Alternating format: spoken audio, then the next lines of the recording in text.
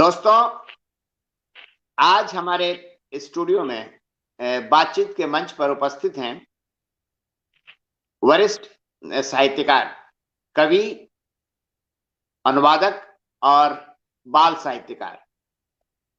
इनका परिचय जो है वो वैसे तो मैं अगर परिचय दूंगा तो एक तरह से समझिए कि सूरज को दिया दिखाने की तरह होगा। फिर भी मैं जो जानकारी मेरे पास है उसके बारे में मैं बता दे रहा हूँ। दिव्य रमेश जी, आपका बहुत बहुत स्वागत है हमारे इस स्टूडियो में। जी नमस्कार। नमस्कार। और ये मेरी खुशकिस्मती है कि आज आपने समय निकाल करके मुझे थोड़ा सा समय दिया है। जी मैं मैं आपका आपके थोड़ा प्रति सा आभारी परिचय हूँ। मैं आपका थोड़ा सा परिचय जो अपने मित्रों को दे रहा हूँ, उसके बाद से फिर हम लोग बातचीत का सिलसिला शुरू करेंगे। जी दिव्य रमेश जी का जो जन्म है वो फरवरी 1946 को हुआ। दिल्ली में एक जगह है किराड़ी गांव, वहां पर। और आजकल भी ये जो है वो नोएडा में इनका निवास है। इन्होंने अभी तो शिक्षा के बारे में इनसे हम बात करेंगे, लेकिन इनके बारे में, कैरियर के बारे में थोड़ा सा मैं बता दे रहा हूँ कि इन्होंने 1970 से लेकर के 2011 तक दिल्ली विश्वविद्यालय के मोतीलाल नेहरू विद्यालय में ये इन्होंने अध्यापन किया, प्राचार्य रहे और वहां से ये सेवानिवृत्त हो चुके हैं। और 1994 से लेकर के 1997 तक ये कोरिया में आचार्य पद पर प्राध्यापकी के लिए भारत सरकार की तरफ से भेजे गए। 17-18 वर्षों तक ये दूरदर्शन के विभिन्न कार्यक्रमों का संचालन इन्होंने किया हुआ है। और इनका जो पहला कविता संग्रह था, रास्ते के बीच, इससे ये काफी चर्चित हो गए। और इनके दो कविता संग्रह जो हैं वो रास्ते के बीच और खुली आंखों में आकाश, ये सोवियत लैंड नेहरू अवार्ड से सम्मानित हो चुका है। इनके अब तक जो कविता संग्रह हैं मैं बता दे रहा हूं। वैसे दिव्य रमेश जी का जो वास्तविक नाम है वो है रमेश चंद्र शर्मा। ये बहुत कम लोग जानते होंगे। हम सारे लोग इनको दिव्य रमेश जी के नाम से जानते हैं। इनके कविता संग्रह जो हैं वो गेहूं घर आया है, खुली आंखों में आकाश, रास्ते के बीच, छोटा सा हस्तक्षेप, हल्दी चावल और अन्य कविताएं, बांचो लिखी इबारत, वह भी आदमी तो होता है, फूल तब भी खिला होता, खंड खंड अग्नि, ये काव्य नाटक है। और इनका एक शीघ्र प्रकाशित होने वाला कविता संग्रह जो है वो जब घुटती है सांस आदमी की। माँ गांव में है वहां पानी नहीं है, ये सारे इनके कविता संग्रह हैं। आलोचना में इन्होंने नए कवियों के काव्य शिल्प, सिद्धांत, संवाद भी विवाद भी, कविता के बीच से, साक्षात त्रिलोचन, समझा परखा, हिंदी बाल साहित्य कुछ पढ़ा। और इसके बाद इन्होंने बाल साहित्य के बारे में जरा थोड़ा मैं बता दे रहा हूं। इन्होंने लगभग 100 से ऊपर बाल कविताएं लिखी हैं। समझदार हाथी, समझदार चींटी, बंदर मामा, हंसे जानवर हो, कबूतरों की रेल, बोलती डिबिया, देशभक्त डाकू, बादलों के दरवाजे, शेर की पीठ पर, ओह पापा, नेपाल, गोपाल भाड़ के किस्से, ता से तेनालीराम, ब से बीरबल, बल्लू हाथी का बालघर, ये बाल नाटक है इनका, मुसीबत की हार, ये भी बाल नाटक है, और मैं हूं दोस्त तुम्हारी कविता, चुनी हुई कविताएं, लूलू की सनक, कहानियां हैं, मेरे मन की बाल कहानियां, बचपन की शरारत, ये संपूर्ण गद्य रचनाएं इनकी जो हैं, फूल भी फल भी, ये इनके संस्मरण है। इसके अलावा इन्होंने एक संपादन भी किया है पुस्तकों का, जैसे निषेध के बाद, हिंदी कहानी का समकालीन परिवेश, बालकृष्ण भट्ट, प्रताप नारायण मिश्र, आंसाम्बल दिशाबोध, दूसरा दिविक, इसके बारे में थोड़ा बातचीत अभी हम करेंगे इनसे। और इसके अलावा इनको काफी पुरस्कार भी मिल चुके हैं, जैसे गिरिजा कुमार माथुर स्मृति पुरस्कार, सोवियत लैंड नेहरू पुरस्कार, ये मैं पहले ही बता चुका हूँ, दिल्ली हिंदी अकादमी का साहित्यिक कृति पुरस्कार, साहित्यकार सम्मान बाल तथा साहित्य पुरस्कार, एनसीईआरटी का राष्ट्रीय बाल साहित्य पुरस्कार, बाल कंजी बारी इंटरनेशनल का राष्ट्रीय नेहरू बाल सम्मान, इंडो रशियन लिटरेरी क्लब नई दिल्ली का सम्मान, अनुवाद के लिए भारतीय अनुवाद परिषद दिल्ली का द्विवागीश पुरस्कार, श्रीमती रतन शर्मा बाल साहित्य पुरस्कार और साहित्य अकादमी बाल साहित्य पुरस्कार 2018 और बाल भारती पुरस्कार उत्तर प्रदेश संस्थान से भी इनको मिल चुका है। इसके अलावा इन्होंने अनुवाद बहुत सारे विषयों का किया हुआ है, और जैसे मैंने कहा कि ये कोरिया गए हुए थे, कोरिया में इन्होंने कोरिया साहित्य और संस्कृति को समझने की काफी कोशिश की। इसी तरह से इन्होंने विदेशी साहित्य का भी इन्होंने काफी अनुवाद किया है। दिव्य जी, आपका इतना परिचय तो मैंने दे दिया है, और अब बाकी थोड़ा आपसे बातचीत करना चाहता हूं मैं। स्वागत है। ये बताइए कि जैसे कि आपने जो पढ़ाई वगैरह की वो दिल्ली विश्वविद्यालय में ही की कि कहीं और आपने पढ़ाई की? देखिए, मैं दिल्ली में पैदा हुआ और मेरी सारी पढ़ाई, चाहे स्कूली हो या कॉलेज विश्वविद्यालय की हो, वो दिल्ली में ही हुई है। यानी कि दिल्ली के स्कूलों में और दिल्ली के कॉलेज में। दिल्ली कॉलेज में पहले दिल्ली कॉलेज ही नाम होता था, जिसका नाम आजकल जाकिर हुसैन कॉलेज है। वहां से मैंने बीए किया था। बस दिलचस्प है ये बताऊं कि मैं 5वीं तक अपने गांव में पढ़ा था। तब मेरा गांव ही था। अब तो इधर उधर कुछ इस तरह की चीजें हो गई, खेत वेत रहे नहीं, और हमारे खेत भी होते थे तब तो। ये हरियाणा की तलहटी पर है हमारा गांव, इसलिए हमारी बोली भी हरियाणवी है, इसलिए हरियाणवी का असर मेरी कविताओं में आता भी है, यानी साहित्य में। बहरहाल, मेरे नाना का जो घर था वो करोल बाग, दिल्ली में करोल बाग जो जगह है उसमें देवनगर है, वहां है। 5वीं के बाद यानी 6ठी क्लास से मुझे यहाँ भेज दिया गया था पढ़ने के लिए। तो 6ठी से तब 11वीं तक के स्कूल होते थे। मैं देवनगर के सरकारी स्कूल में पढ़ा था, जो कि टेंटों में लगता था, और मैं तब विज्ञान का विद्यार्थी था। लेकिन बाद में कुछ ऐसी स्थितियां हुई कि मुझे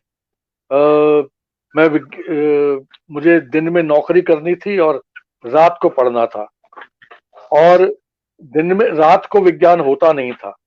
इसलिए दिल्ली कॉलेज में जो सांध्यकालीन कक्षाएं कहलाती थी, अजमेरी गेट पे कॉलेज था, उसमें मैंने कॉमर्स, इकोनॉमिक्स, हिंदी और अंग्रेजी लेकर के बीए किया था। और क्योंकि तब मैं लिखना शुरू कर दिया था तो मुझे बड़ा अच्छा लगता था हिंदी विषय, और मैं बीए करने के बाद हिंदी और कॉमर्स में आगे की पढ़ाई कर सकता था, तो मैंने हिंदी को चुना, और एमए हिंदी मैंने फिर दिल्ली विश्वविद्यालय से किया, सांध्य कक्षाओं से ही, पीजी इवनिंग इंस्टीट्यूट कहते थे। और उसके बाद फिर नौकरी लग गई थी लेक्चरर की, और मैं जो है पीएचडी किया। फिर मैंने नौकरी के रहते हुए पीएचडी वो भी दिल्ली विश्वविद्यालय से ही किया। ये मेरा शिक्षा का रहा।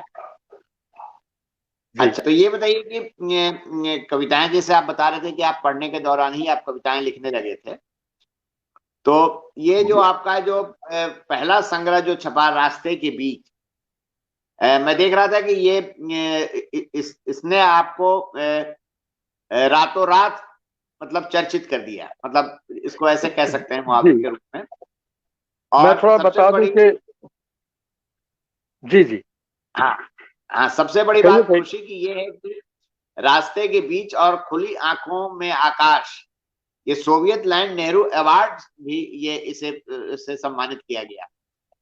तो जरा इसके पीछे का थोड़ा सा मुझे बताइए कि ये जैसे आपको तो खैर अच्छा लगा ही होगा, बाकी लोगों की क्या प्रतिक्रिया रही और बाकी लोगों ने किस तरह से आपको देखा परखा, ये सब सारी चीजें जरा बताइए। देखिए, पहले तो संक्षेप में बता दूं कि मैं जब अपने नानी के घर में आया, वहां पर मुझे साहित्यिक कुछ माहौल मिला था।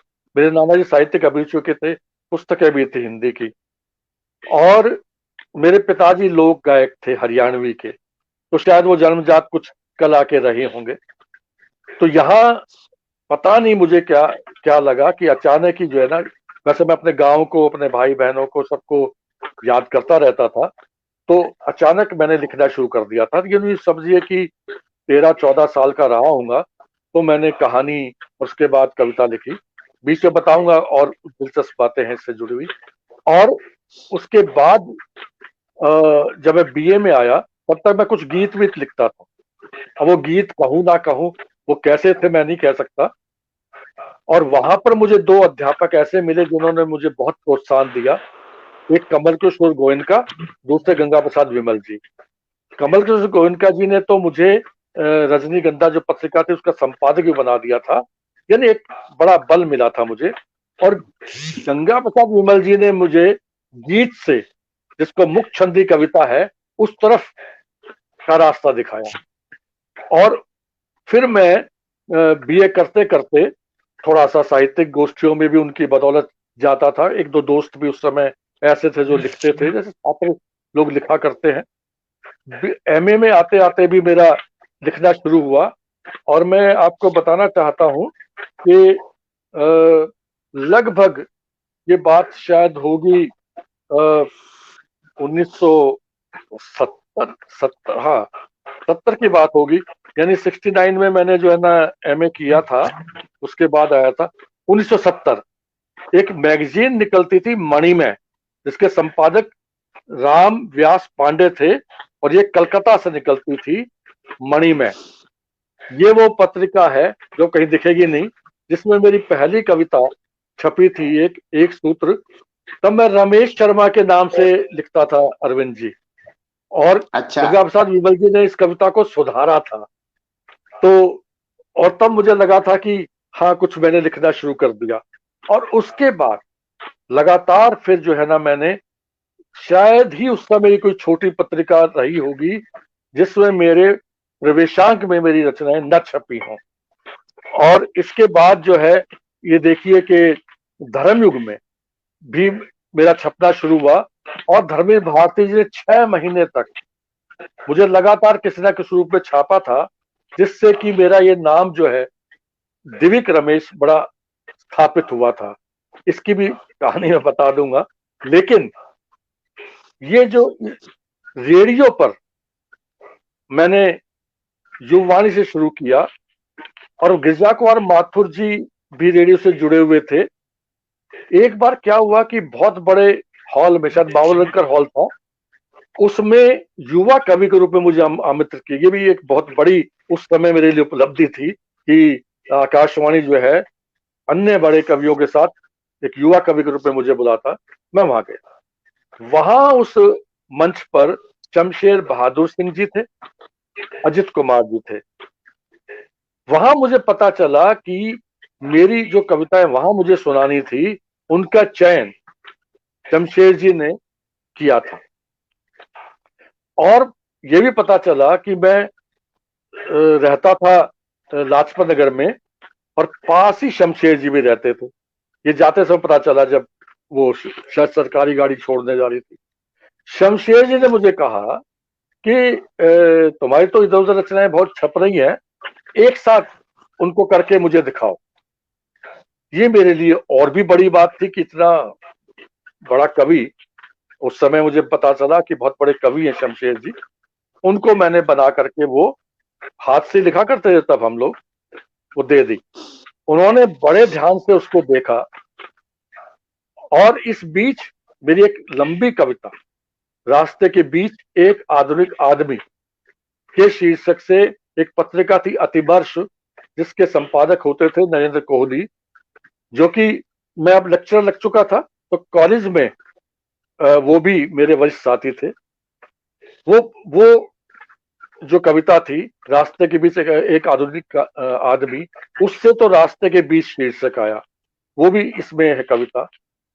और शमशेर जी ने बड़े ध्यान से देखा, उससे मुझे बड़ा कुछ मिला, पता चला कविता के बारे में, और उन्होंने उसकी भूमिका भी लिखी और चयन भी किया कविताओं का, और ये संग्रह बना रास्ते के बीच, जो कि पराग प्रकाशन से छपा।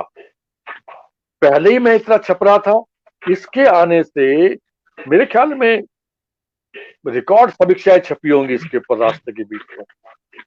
एक आध अपवाद ऐसा भी रहा जिन्होंने इन कविताओं को खारिज भी किया, तो मैं इतना था। इसके बाद खुली आंखों में आकाश जो आया, वो उसके लिए कविताओं का चयन त्रिलोचन जी ने किया था। और ये दोनों संग्रह जो थे, मैं आपको बताऊं कि रास्ते के बीच जो है, इसका ये कवर इमरोज जी ने बनाया था। इमरोज और अमृता प्रीतम का आपको अमृता पता ही है। प्रीतम वाले, जी अमृता जी जी प्रीतम वाले। जी जी जी। और इसका मेरे एक और बात बताऊं, लोग कहते हैं मेरे कविता संग्रह के संस्करण भी आए हैं, जैसे रास्ते के बीच का ये दूसरा संस्करण आया था। हाँ ऐसे ही खुली हाँ हाँ। आंखों में आकाश के 5 संस्करण हुए हैं, खुली आंखों में आकाश के, और भी चलिए हाँ उसको छोड़ते हैं। तो ये जो दो संग्रह आए, तो वहीं पर सिंधी के एक राइटर थे, लेखक बहुत अच्छे, मोतीलाल जोतवानी, वही पड़ोस में रहते थे। एक बार उन्होंने कहा कि अरे भाई, ये वो विज्ञप्ति निकली है सोवियत लैंड नेहरू पुरस्कार वालों की, तो वहां सबमिट कीजिए। वहां सबमिट क्या कैसे करते थे, पुस्तक के साथ साथ जितनी समीक्षाएं आपकी छपी है उन सब की कटिंग्स भी देनी पड़ती थी। मैंने कहा अरे भाई, सोवियत लैंड पुरस्कार बहुत बड़ा पुरस्कार है, इसको तो लोग नोबेल से जो है ना इसका तुलना करते, उस समय सचमुच इसका बड़ा वो था। और कृपया इसको मुझे मत कहिए किसको, नहीं नहीं, क्या होगा, उनकी पुस्तकालय में रह जाएगी किताबें, नहीं मिलेगा ना। और वो जो है हमने सबमिट कर दिया। आप देखिए, उस समय तक मैंने कोई अनुवाद नहीं किया था, और ज्यादातर सोवियत लैंड जो पुरस्कार मिलते थे उन लोगों को मिलते हैं जिन्होंने सोवियत साहित्य का अनुवाद अनुवाद भी किया हो। और क्रिएटिव राइटिंग पर, यानी रचनात्मक, जैसे ये दोनों संग्रह थे, उन पर ये एक तरह से पहली बार मिला था। ये पुरस्कार जब घोषित हुआ, घोषणा से पहले मुझे शायद त्रिवेणी या उसके रास्ते पर नामवर जी मिले थे, और नामवर जी ने कहा अरे भाई, तुम तो बहुत बड़े पुरस्कार के अधिकारी हो गए हो। तो मैंने पूछा कौन से के, कहते तो कल पता चल जाएगा। और अखबारों में जो है फिर वो अगले दिन आ गया। मैं तो दंग रह गया। इस पुरस्कार के पीछे थोड़ा सा मैं बता दूं आपको, वैसे तो पुरस्कारों की बड़ी राजनीति वगैरह हम सब बात करते रहते हैं, लेकिन इसके पीछे प्रोत्साहन एक तो त्रिलोचन जी का था, और त्रिलोचन जी ने, मुझे पता चला था मेरी कविताओं को पढ़ने के बाद, शायद उस समय शिवदास सिंह चौहान होते थे उत्तर भारत के जो जो क्षेत्र था, उन उनके रचनाओं की संस्कृति करने के लिए, जिनमें क्या बस उत्तरदायित्व था, तो उनसे शायद कहा था, ऐसा मुझे पता चला। और ये जो है, इस प्रकार से मुझे सोवियत लैंड पहला ही पुरस्कार जो है मुझे जो मिला, वो सोवियत लैंड पुरस्कार, नेहरू पुरस्कार मिल जाए। आपने एक बात बड़ी मार्के की पूछी अरविंद जी, जो मेरी दुखती रग भी है कह लीजिए, और अच्छी रग भी कह लीजिए, वो ये कि मिल तो गया सोवियत नेहरू पुरस्कार ये मुझे, लेकिन उस समय तक कुछ ऐसे ग्रुप हो चुके थे, गुट हो चुके थे, जो अपने अपने लोगों को आगे बढ़ाने में विश्वास रखते थे। ऐसों में से एक ने नामवर जी को कुछ उल्टा सीधा कहते हुए कहा, देखिए किनको सोवियत लैंड पुरस्कार दे दिया। हालांकि उसमें जैसे बताया शिवदास चौहान उनका था, नामवर जी का हाथ भी था, क्योंकि महासचिव तो वो थे। इसी प्रकार से रास्ते के बीच का, जैसे मैंने संकेत दिया था, उसी मानसिकता में काफी विरोध हुआ था, लेकिन वो विरोध दब तो गए, लेकिन उस पुरस्कार की वजह से अंदर ही अंदर मेरे जो कवि रूप है उसको उन लोगों ने एक तरह से न केवल उसका विरोध बल्कि उपेक्षित करना शुरू कर दिया, और वो उपेक्षा जो है लगभग उस खित्ते में लगभग आज तक चली आ रही है। बहरहाल अब उसके बारे में क्या किया जाए, मैं तो अपना काम करता रहा, लिखता रहा, और आपने गिना दिए हैं। और मुझे इस बात की खुशी है कि जो जो इस क्षेत्र के बहुत बड़े कवि हैं और जो और आलोचक हैं जो खुले मन से लिखते हैं, उन्होंने इनको हाथों हाथ लिया है। और आज भी जो है ना, कहते हैं तो थोड़ा विश्वास बढ़ता है। बाकी मेरा तो यह है कि मैं लिखता हूँ, इसलिए लिखता हूँ कि मुझसे एक तो कुछ और लिखना और काम नहीं आता, और दूसरा एक लिखे बिना मुझसे रहा नहीं जाता। बहरहाल इतना ही फिलहाल मैं कहूँ, आगे पूछिए। आपके अंदर एक और खास बात जो है, जो मुझे अच्छी लगती है, और वो ये है कि बाल साहित्य पर आपने बहुत काम किया है। जी और मतलब ये है कि कवि जो है वो रास्ते के बीच से शुरू करता है और उससे चर्चा होती है। तो बाल साहित्य की तरफ आपका झुकाव कैसे हुआ और क्यों कर हुआ? जी, देखिए, मैंने बताया नाना जी घर में एक वातावरण तो मुझे मिला था साहित्यिक। उन दिनों रेडियो पर, आकाशवाणी पर बच्चों के बहुत अच्छे कार्यक्रम आते थे जिनको मैं नियमित रूप से सुनता था। साथ ही अखबार आते, समाचार पत्र, और वो देवनगर शहर भी था और कस्बा भी कह लीजिए। वहां आस पड़ोस के लोगों में इतना मेल मिलाप था कि हर आदमी एक एक अखबार खरीदते थे और फिर आपस में आदान प्रदान करके पढ़ते भी थे।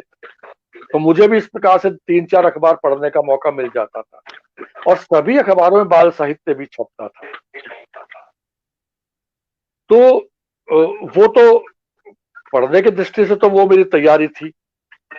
और जैसे मैं बताया कि बालक के रूप में ही मैंने लिखना शुरू कर दिया था। अब वो बाल कविताएं हो या ना हो अलग बात है, उस पर बहस अलग है। आसपास कभी गोष्ठियां होती तो उनको भी मैं सुनता था, बड़ों के लिए मैं लिख ही रहा था। रास्ते के बीच आ चुका था। ऐसे समय में मैं एक बार एक, बल्कि कही बता ही दूं, श्याम सिंह शशि के कार्यालय में मैं खड़ा था, गया हुआ था मिलने। वहां पर नंदन पत्रिका के एक जो जुड़े हुए थे संपादकीय विभाग से, देवेंद्र कुमार जी। देवेंद्र कुमार आज अच्छे कहानीकार और उपन्यासकार हैं, वरिष्ठ हैं। उन्होंने मुझे कहा, तब तक मैंने बताया आपको मैं बहुत चर्चित था, बहुत प्रसिद्ध था और लोकप्रिय भी हो गया था, खासतौर से धर्मयुग में छपने की वजह से। तो उन्होंने एक वाक्य कहा था जो मुझे अब तक याद है, देविक रमेश, आप धर्मयुग से जितनी प्रसिद्धि प्राप्त कर रहे हैं, उससे ज्यादा प्रसिद्धि आपको तब मिलेगी जब आप बाल साहित्य लिखेंगे, और नंदन में हम छापेंगे और आप देखिएगा कि कितनी प्रसिद्धि मिलती है आपको। और मैंने कहा कि लिख दूंगा, क्या क्या है, बाल साहित्य लिख दूंगा। और मैं एक तरह से उनसे ये प्रॉमिस सा करके चला आया। मैंने तब, मेरे बच्चे दो छोटे छोटे थे, छोटी आयु में थे वो। तो मैंने लिखना शुरू किया और उनको दिखाना शुरू किया। अरविंद जी 6 महीने लग गए अपनी रचना को पास करवाने में। वो रिजेक्ट कर देते थे मेरे दोनों बच्चे, ये क्या लिखा। आखिर में 3-4 रचनाएं, 3-4 कविताएं उनको पसंद आई। मैंने एक कविता वो भेज दी धर्मयुग को, और एक नंदन को दे दी। नंदन मासिक था इसलिए थोड़ा बाद में छपा, धर्मयुग पहले छप गई। मुन्ना बन बैठा दादा जब, और वो पहली कविता ही, आप देखिए, धर्मयुग का बहुत बड़ा बोलबाला था उन दोनों। मैं तो मानता हूं कि धर्मयुग साहित्यिक पत्रिका नहीं थी, लेकिन साहित्य को इस तरह से प्रस्तुत करती थी कि एकदम से सिक्का बंद हो जाता था आदमी की, जैसे हाँ भाई ये रचना, ठप्पा लग जाता। पंजाब शिक्षा का जो है सरकारी, उन्होंने मेरी उस कविता को पाठ्यक्रम में ले लिया। यानी मेरे पास ये आया कि हमने धर्मयुग से उठाई और आप उसकी अनुमति दे दीजिए और 250 रुपए आपको मिलेंगे। बहरहाल, अब ये जो है पहली कविता पर ये स्वागत होना, और फिर नंदन में छपी। फिर नंदन के संपादक जो जयप्रकाश भारती जी थे, मैं उनको प्रणाम करता हूँ। भारती जी जो है वो 24 घंटे बच्चे के बारे में सोचते थे और बाल साहित्य के बारे में सोचते थे, बच्चे के विकास के बारे में सोचते थे। उन्होंने मुझे इतना प्रोत्साहन दिया, मुझे क्या, वो कईयों को देते थे, इतना लेकिन विशेष प्रोत्साहन दिया कि मैं जो है फिर इसमें डूबता चला गया। और उसके बाद आप देखिए, जब सोविलैंड पुरस्कार मिल गया तो उसके बाद मुझे मास्को होते हुए जर्मनी का मतलब जो डेमोक्रेटिक वो थी, जो क्या कहेंगे, डीडीआर, यानी जहाँ वामपंथी और कम्युनिस्ट पार्टी का था, वहां पर जाने का मौका मिला डेलीगेशन में। और वहां पर अब उनको जब पता चला मैं बाल साहित्य लिखता हूँ, मैं भारत में ये कहता था मैं बाल साहित्य भी लिखता हूँ, क्योंकि मैं तो जो मानसिकता है हम भारतीयों की, तो वो तो भी वाली है ना बाल साहित्य के संदर्भ, कि बाल साहित्य भी लिखते हैं। वहां मुझे एक साहित्यकार से मिलवाया गया। जब उनसे मेरी बातचीत हुई तो मैं बार बार पूछता हूँ कि ठीक है आप बाल साहित्यकार है, बाल साहित्य लिखते हैं, लेकिन ये तो आप लिखते हैं, बाकी क्या लिखते हैं? उस आदमी को मेरी बात समझ में नहीं आई। वो बार बार उन्होंने कहा कि मैं केवल बाल साहित्य लिखता हूँ। ये मैं बाद में समझा कि बाल साहित्य लिख के भी कोई बहुत किसी देश का बड़ा लेखक हो सकता है क्या? यानी ये मुझ भारतीय के लिए तो बहुत बड़ी समस्या थी, आज भी भारतीयों के लिए समस्या है, कोई बाल साहित्य लिख करके बहुत बड़ा लेखक मान लिया जाए, मुख्य धारा का मान लिया जाए। रामचंद्र शुक्ल ने तो बाल साहित्य के बारे में बाल साहित्यकारों को वैसे नहीं उठाया, लिख दिया साहित्यकारों की, इन्होंने बाल साहित्य भी लिखा, और लोग भी नहीं उठाते। आज भी बहुत सारे लोग आप देख लीजिए, इसका नया ज्ञानोदय का विचार निकला था, बहुत सारे हमारे आदरणीय आलोचकों से पूछा गया, उन्होंने कहा हमने बाल साहित्य पढ़ा ही नहीं, ना वो पढ़ते हैं ना उसको मानते हैं। लेकिन मुझे उस घटना ने और भी ज्यादा जबा दिया कि नहीं, बाल साहित्य लिखना जरूरी है। और फिर बाद में तो और भी बहुत सारे कारण बनते चले गए, जिससे मैं आज ये कहता हूं कि बाल साहित्य लिखना अगर आप लिख सकते हैं तो इसको अनिवार्य मानिए। और बाद में तो पढ़ा, वो सुना जरूर है, पढ़ा तो नहीं, कि बंगाल में तो ये कहावत थी कि अगर साहित्यकार बाल साहित्य नहीं लिखता तो बड़ा साहित्यकार वो नहीं होता। तो इस तरह से मैं बाल साहित्य की तरफ आता चला गया। और आज ये मेरे पाठकों की कृपा है, मेरे आप जैसे मेरे हितैषियों की कृपा है कि मैं इस क्षेत्र में भी मुझे थोड़ा सा मान्यता मिल गई। बाल साहित्य को साहित्य की श्रेणी में न रखने के पीछे क्या बात हो सकती है? जबकि अगर देखा जाए तो एक लेखक की शुरुआत हमेशा, मतलब उसके सबकॉन्शियस लेवल से, नानी और दादी की कहानियों और अम्मा की कहानियों से ही उसके दिमाग में बीज पड़ते हैं। जी। तो लेकिन फिर भी क्या है कि हमारे यहाँ बाल साहित्य एक तो लिखा नहीं जाता, दूसरा जो लिखता है उसको लोग जो हैं बड़े मतलब डिसग्रेसफुली उसको देखते हैं। जबकि हकीकत है बच्चों के मानसिकता को समझना, बच्चों के मनोविज्ञान को समझना और बच्चों को कहानियों के जरिए ग्रूम करना, ये एक बहुत बड़ा चैलेंज है और आपने इस चैलेंज को बखूबी निभाया है।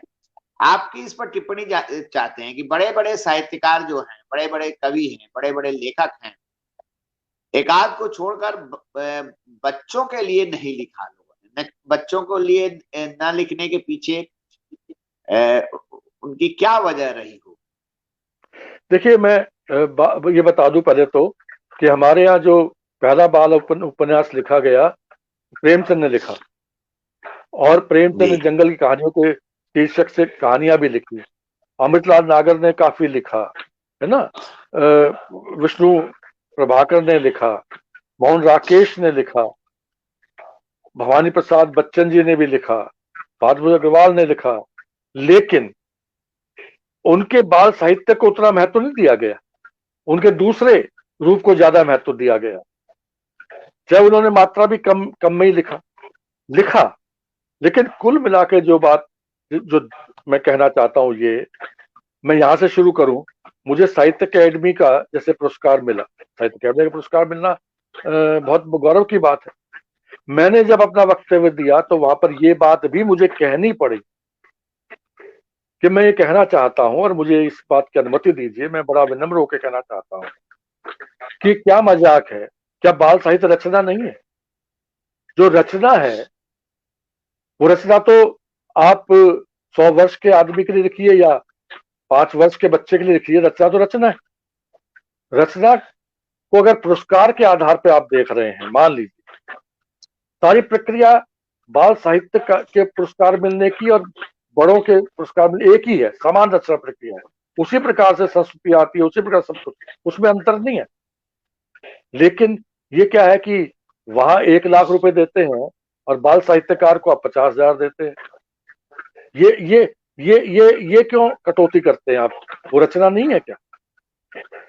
इसी प्रकार से मैंने एक और चीज देखी कि वहां पुरस्कार मिल जाता है तो स्वतः अन्य भारतीय भाषाओं में उसका अनुवाद करवाए जाते हैं। बाल साहित्य पुस्तक में मिलता है तो अभी वहां पर नियमावली में नहीं है कि उनके स्वतः और भाषाओं में अनुवाद किए जाएं या छापे जाएं। तो लेकिन ये भी एक बात, बहुत मेहनत करनी पड़ी, बहुत लोगों ने कोशिश की, तब जाकर के साहित्य अकेडमी में भी आया। अभी विश्व हिंदी सम्मेलन में भी कुछ वर्षों से बाल साहित्य के लिए अलग सत्र हो गए। मैं पीछे मॉरिशस गया, मुझे कहना पड़ा कि काश हमारे सत्र में भी कोई मंत्री या कोई जो उस स्तर के लोग हैं वो आ जाते तो भीड़ आ जाती। बाल साहित्य के नाम पे भीड़ ही नहीं आती। इसी प्रकार से जो मैंने बताया कि साहित्य के इतिहास लिखे गए, अब तो बाल साहित्य का इतिहास अलग से लिख दिया गया, वो भी बाल साहित्यकार ने लिखा जैसा भी लिखा, लेकिन इतिहासकारों ने इस तरफ ध्यान नहीं दिया। संकेत मैंने दिया जो हमारे बड़े बड़े आलोचक, उनसे पूछो, उन्हें बाल साहित्य लिखेंगे क्या, पढ़ाई नहीं। मैंने ये अपने तमाम लेखों में, और अब मुझे खुशी है कि बहुत लोगों ने स्वीकार भी करना शुरू कर दिया, मैंने कहा, अब इसमें वो बात छुपी है जो आप पूछना चाह रहे हैं कि बाल साहित्य केवल बच्चों के लिए नहीं होता है। अब तक ये धारणा है कि बाल साहित्य केवल बच्चों के लिए है, और जैसे बच्चा बच्चा है और बच्चे के प्रति, अरे तू बच्चा है, अभी जब बड़ा होगा तब बात करेगा, ये जो धारणा है ये उससे जुड़ी हुई चीजों की भी है। तो बाल साहित्य को ये सोचते हैं बच्चे की चीज है, ठीक है, हो गया, लिख दिया किसी ने, खत्म हुई बात। मैं ये कहता हूँ बाल साहित्य जो है, और आज का हिंदी का उत्कृष्ट बाल साहित्य भी इतना सामर्थ्यवान है कि बच्चे नहीं, बड़े बड़ों को भी समझ भी दे सकता है, संस्कार भी दे सकता है। ये मैं दावे के साथ कह रहा हूँ, सिद्ध भी कर सकता हूँ रचनाओं के माध्यम से। तो बाल साहित्यकार हर उम्र के व्यक्ति के लिए होता है। बच्चे के लिए इसलिए होता है कि जो बच्चे की तैयारी होती है, उस तैयारी के अनुसार भाषा, शैली, शब्दावली उसमें होती है। बड़ों का साहित्य बच्चों के लिए इसलिए नहीं हो पाता कि बड़ों के जो लिखते हैं हम भाषा जिस तरीके से, उसको समझने की तैयारी बच्चों की नहीं होती है। बस इतना अंतर है। मैं अध्यापक रहा हूं, अध्यापक होने के नाते मैं अपने अनुभव से बताता हूँ रविंद्र जी कि हम ऐसी कक्षा में भी जाते हैं जहां पर बच्चा जो है साइंस का है, लेकिन हिंदी वो 8वीं क्लास या 10वीं क्लास तक पढ़ के आता है। हम ऐसी कक्षा में भी जाते हैं जहां 12वीं तक हिंदी पढ़ के आता है। हम ऐसी कक्षा में भी जाते हैं जो हिंदी विशेष, हिंदी ऑनर्स ही पढ़ रहा है। हम ऐसी कक्षा में जाते हैं जहां एमए के विद्यार्थी हैं हिंदी के, और पीएचडी के भी जहां कर रहे हैं उनको भी हम संबोधित करते हैं। ऑटोमेटिकली स्वतः हमारे सामने जो आता है उसके अनुसार हमारी भाषा शैली बन जाती है। जीवन में देख लीजिए, हम किसी घर में जाए, छोटा बच्चा है, उस छोटे बच्चे के साथ हम किस रूप में वार्तालाप करते हैं? हम तो ध्वनियों में भी करते हैं, अले आओ आओ आओ आओ। ये कोई हमें सिखाता थोड़ी है, स्वाभाविक रूप से करते हैं। ठीक उसी तरह से जो लेखक, जब मैं बड़ों के लिए लिखता हूं तो ये मैं कुछ कोशिश नहीं करता, ये अपने आप ही निकलता है, वही भाषा शैली। ये उपचेतन में है, या कहा है मैं नहीं जानता, रचना प्रक्रिया पर तो मैंने बहुत सोचा है, लिखा भी है पूरा शोध ग्रंथ में, लेकिन मुझे कोई रचनाकार ऐसा नहीं मिला या कोई चिंतक ऐसा नहीं मिला जिसने रचना प्रक्रिया पे अंतिम बात कह दी हो। नहीं कह पाया कोई भी। ये रचना प्रक्रिया जो है बड़ी ही उलझी हुई चीज है, लेकिन है। बच्चों के लिए जब मैं लिखता हूं तो उसी प्रकार से चीजें आती हैं। तो कहने का मतलब यह है कि रचना के धरातल पर ये उतना ही महत्वपूर्ण है बाल साहित्य जितना महत्वपूर्ण कोई भी रचना हो सकती है, लेकिन इसके रचना को महत्व को नहीं समझते। और तो और आप ये सोचिए, मैं देखता हूं हम बच्चे पे कितने तवज्जो देते हैं। बालक को हम अगर कुल मिला के देखें तो बालक के प्रति जितना हमारा ध्यान जाना चाहिए उतना ध्यान अभी भी हमारे समाज में नहीं है। चाहे वो कुपोषण की दृष्टि से देख लीजिए, शिक्षा की दृष्टि से देख लीजिए, और तैयारियों की दृष्टि से देख लीजिए। नियम बनाने से नहीं, मैं व्यवहार की बात कर रहा हूँ। बच्चा जो है उसको मैं कहता हूँ हमारी सांस की तरह से है, यानी पूरी मनुष्यता की जैसे सांस जो है वो बच्चा, प्राण बच्चा है। लेकिन जैसे हम सांस लेते रहते हैं, अब बोल रहे हैं तब भी ले रहे हैं, खा रहे हैं तब भी ले रहे हैं, सोते हैं तब भी, तो सांस का उतना महत्व हमें नजर नहीं आता। यहां से जरा टेटवा दबा के देखिए तो पता चल जाएगा कि कितना महत्वपूर्ण है सांस। बच्चे साथ भी है, अपने बच्चे के साथ जब थोड़ा ऐसा कुछ होने को, तब तो हम अरे हाँ बच्चा। नेहरू जी ने कहा, बच्चे के महत्व को बताया, गोरके ने बताया, तमाम लोगों ने बताया। यहां तक कहा गया कि बचपन में जो चीजें जिस तरह की आदतें, जिस तरह की तैयारी हम कर देते हैं, वो ताउम्र उसके लिए एक प्रेरणादायी चीज बनी रहती है। लेकिन व्यवहार में हम नहीं आते। अब मुझे लग रहा है कि थोड़े जागे हैं, और ये अच्छी, राजस्थान में तो बाल अकादमी बन गई है, तो एक शुरुआत तो हुई, और भी होंगी। अब सेमिनारों में, वेबिनारों में बाल साहित्य का जिक्र भी होने लगा। आपने उठा लिया सवाल, तो अच्छी बात है। इसी तरह से वातावरण बनेगा। बाल साहित्य की बाल साहित्य लेखन जो है, मुहावरे को बाएं हाथ का लेखन नहीं है। ये भी बड़ा गंभीरता और प्रतिबद्धता और उत्तरदायित्व की भावना चाहता है, तब जाकर के अच्छा बाल साहित्य लिखा जाता है। और वो लिखा जा रहा है, ये अच्छी बात है। हिंदी में और भाषाओं में भी लिखा जा रहा है, लेकिन अभी और आगे बढ़ना। एक सवाल इस सिलसिले में और मैं आपसे करना चाह रहा हूं कि जैसे ये आलोचक जो होते हैं, जी या आपके समकालीन साहित्यकार जो चिंतक भी होते हैं, वो आपकी कविताओं पर बात करते हैं, आपकी कहानियों पर बात करते हैं, आपके नाटक पर बात करते हैं। वो क्या आपके बाल रचनाओं पर भी बात करना पसंद करते हैं, या उसको देखिए, छोड़ देते ऐसा हैं? है जी, अभी तक जो परिदृश्य हमारा है वो बटा हुआ है। बटा हुआ का मतलब ये है, जब मेरे बड़ों के साहित्य पे बात होती है तो प्राय बड़ों के साहित्य पे ही होती है। जब बाल साहित्य पे होते है तो बाल साहित्य से जो जुड़े हुए लोग हैं प्राय, तो बाल साहित्य खुद भी लिखते हैं और उससे जुड़े हुए उस परिदृश्य से वही फिर उसकी बात करते हैं। मैंने बताया ना, हमारे बहुत सारे आलोचक बाल साहित्य पढ़ते ही नहीं है। जब पढ़ते ही नहीं है तो वो जो मेरा पढ़ा है उसी पे तो बात करेंगे ना। बाल साहित्य ज्यादा ज्यादा जिक्र कर दिया तो अलग बात है कि बाल साहित्य भी लिखते हैं, लेकिन वो क्या लिखा है। अब ये है कि मेरे बाल साहित्य पे भी रिसर्च भी हुई है, पीएचडी भी हो रही है, अब तो बाल साहित्य पर रिसर्च भी हो रही है। बहुत गुणवत्ता वाली तो अभी होनी बाकी है, लेकिन हो रही है। बाल साहित्य को मैं आपको एक बड़ा मजेदार बताऊं, आप तो आलोचकों को छोड़ दीजिए। जब मैं प्राचार्य था तो मैंने कहा, भाई हमारे पुस्तकालय में बाल साहित्य भी खरीदिए। अब हमारे प्राय जो प्रबुद्ध साथीगण थे विभाग के, सर क्या बात कर रहे हैं, यहाँ तो बड़े बड़े बच्चे आते हैं पढ़ने के लिए कॉलेज में, बाल साहित्य की किताबें पे हम पैसा क्यों व्यर्थ करें यहाँ पर। मैंने कहा, शुरू में तो मैंने कहा, अरे भाई आप लोगों के बच्चे होंगे, यहाँ से इश्यू करवा के वहां पढ़वा दीजिए। बाद में धीरे धीरे बताया कि बाल साहित्य सबके लिए होता है भाई, आप भी पढ़ेंगे तो आपको बहुत कुछ मिलेगा। हमारे दादाजी या नाना जी हमें जो सुनाया करते थे कि आसमान से थोड़ी आ जाती थी चीजें, कुछ लोग मौखिक परंपरा से आती थी।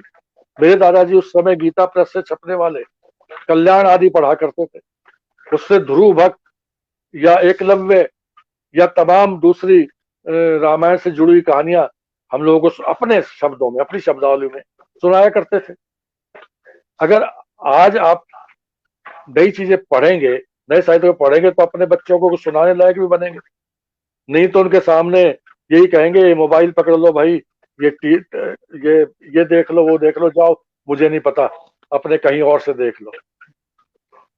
तो पुस्तकों का ज्ञान स्वयं को भी होगा। तो कुछ बता, और मैं बता दूं आपको, देखिए बाल साहित्य की जो शुरुआत हुई थी अरविंद जी, वो पाठ्य पुस्तकों के, पाठ्यक्रमों की पुस्तकों हुई थी हमारे आधुनिक काल में। और यूं समझिए, क्या जोगिंदर सरकार थे बंगाल में, उन्होंने हांसी और खेला पुस्तक लिखी, उस पर टिप्पणी की थी रविन्द्रनाथ टैगोर ने कि ये है बाल साहित्य जो कक्षाओं की परिधियों से बाहर आकर के बच्चे के मनोरंजन के लिए है। तो साहित्य जैसे बड़ों का साहित्य भी पहले तो आनंद के लिए है ना, उस आनंद के साथ साथ आपको दृष्टि और समझ भी मिलती है। तो आज का बाल साहित्य जो है वो बच्चे के आनंद के लिए, बच्चे के आनंद के लिए है। तो बच्चा मनुष्य का ही है ना, जो भी मनुष्य पढ़ा उसके आनंद के लिए होगा। और आज मेरे पास प्रतिक्रियाएं आती हैं, आज जो बड़े पढ़ते हैं वो कहते हैं, अरे हम तो खामा इससे वंचित थे। लेकिन उन लोगों की संख्या भी कम है। तो बहरहाल ये बात आपकी सही है। मेरी मैं जब देखता हूं अपने, मेरे मेरे मेरे लेखन पे भी कई पुस्तकें आ गई हैं, जैसे संपादित होकर, जैसे दिव्य रमेश आलोचना की दहलीज पे प्रेम जन्मे ने संपादित की है। अभी दिव्य रमेश निगाहों में ये संपादित की है डॉक्टर प्रवीण शर्मा ने। मेरे बाल साहित्य के ऊपर पुस्तक आई, खंड खंडग्नि नाटक पे अलग से पुस्तक आई। लेकिन आप देखेंगे जिन्होंने बाल साहित्य पे लिखा है वो प्राय बड़ों के साहित्य की जिक्र नहीं करते, जिन्होंने बड़ों पे लिखा है वो प्राय बाल साहित्य के बारे में बात नहीं करते। अब मुकम्मल तौर पर देखें, मैं आपको जरा यहाँ एक चीज और बताऊं कि पहली बार मैंने कोरिया में देखा था। कोरिया में जैसे कॉफी हाउस में, यहाँ भी टी हाउस में होता था, फिर मॉनसून पैलेस में होता था, दिल्ली में हम लोग जाते थे। यहाँ तो मैंने देखा कवि गण बैठे हैं तो कवि गण ही बैठे हैं, कवि गोष्ठी में कवि आते हैं, कथाकार दोस्त क्या जाएंगे, कथाकारों की गोष्ठी में कथाकार ही जाते हैं। और कोई संगीत की गोष्ठी है तो संगीतकार जाए, बाकी सब क्या करेंगे। लेकिन वहां मैंने देखा, चाहे वो संगीत का आदमी हो, चाहे वो कविता का आदमी हो, चाहे वो उपन्यास का आदमी हो, चाहे वो पेंटिंग का आदमी हो, सब एक साथ बैठ करके बात करते थे। ये भी मेरे लिए नया अनुभव था। तो अभी हमारे यहाँ तो इस तरह का वातावरण है नहीं। कुछ लोगों ने कोशिश की थी, केशव मलिक ने एक बार कोशिश की थी कि पेंटिंग भी रखो। और ये अभी आपने आंसम्बल का नाम लिया था मेरे परिचय में, आंसम्बल ऐसी किताब है, अब मैं अब उनको श्रद्धांजलि दे सकता हूँ, जो थे अर्नेस्ट एल्बर्ट, वो बड़े अच्छे स्केच बनाते थे। तो कवियों की कविताएं चुनी गई थी जिसमें अनुवाद, अंग्रेजी में अनुवाद भी हुए थे, उन्होंने उसके चित्र बनाए थे। वैसे महादेवी जी भी चित्र बनाते थे, जगदीश गुप्त भी चित्र बनाते थे, शमशेर जी भी बनाते थे। लेकिन ये अपवाद स्वरूप है कि कलाओं के बीच में भी तालमेल हो। मेरी अपनी कविताओं पर, लेकिन बड़ों की कविताओं पर प्रकाश रावल ने बहुत चित्र बनाए थे, उनकी प्रदर्शनी भी की गई थी। लेकिन ऐसा कम है जी कि सारी कलाओं के आपसी संबंध जो है उनके ऊपर भी हम कभी बात करें। तो यहाँ तो विधाओगत भी अभी बंटवारे हुए हैं, इसलिए मैं दोष नहीं देता, भी वैसा परिदृश्य नहीं है, वैसा वातावरण ही नहीं।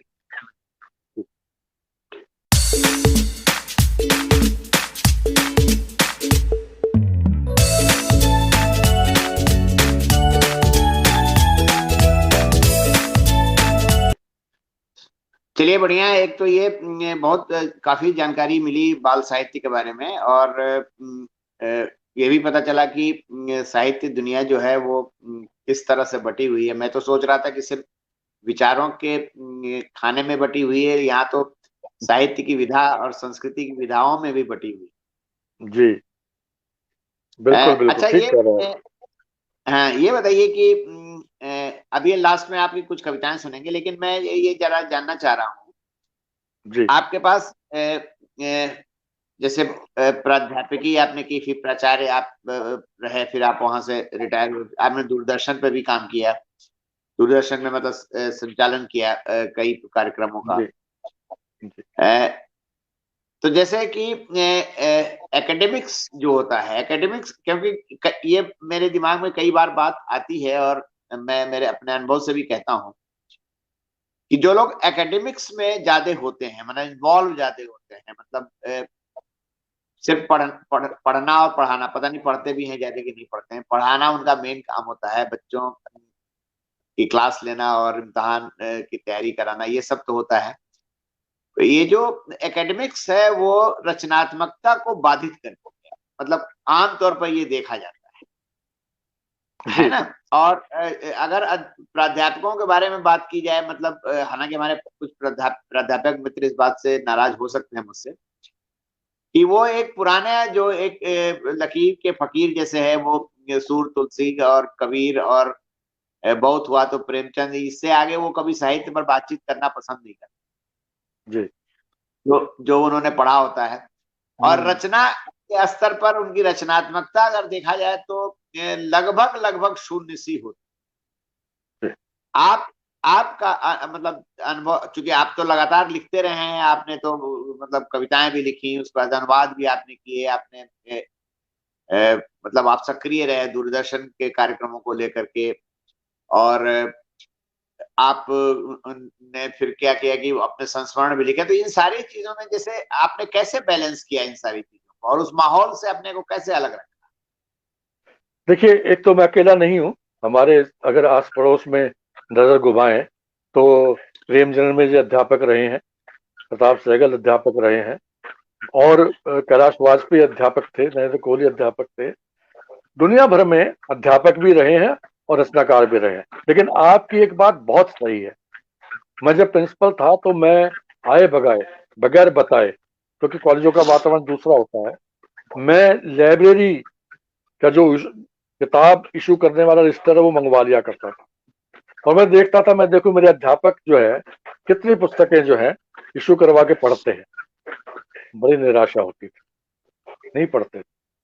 आपने जो बात कही ना कि बस जो कुछ पहले हो गया वही, तो ये एक सामान्य समस्या है कि नए से